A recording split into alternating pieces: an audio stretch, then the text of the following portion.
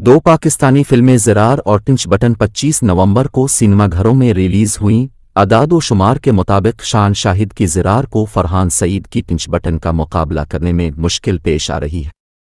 Lollywood film tinge button ने कौमी और बैन अल-अक़वामी दोनों बॉक्स ऑफिस पर शानदार कारकर्दगी का मुज़ाहिरा किया है।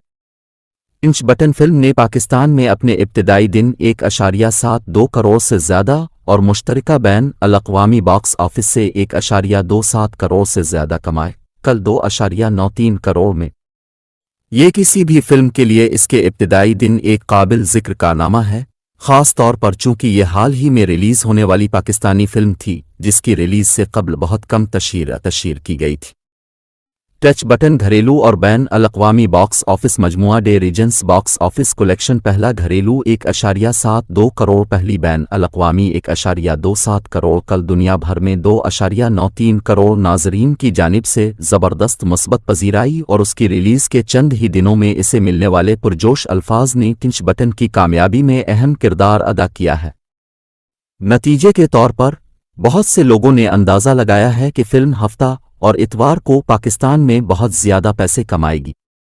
मज़ीद बरां, नाजरीन ने सोशल मीडिया साइट्स जैसे ट्विटर और इंस्टाग्राम पर फिल्म के लिए अपने जोश और जज्बे का इश्तिराक किया है, जिससे मुल्की और बैन अल-अक़वामी दोनों सामीन के लिए इसकी अपील को आगे बढ़ाया गया है।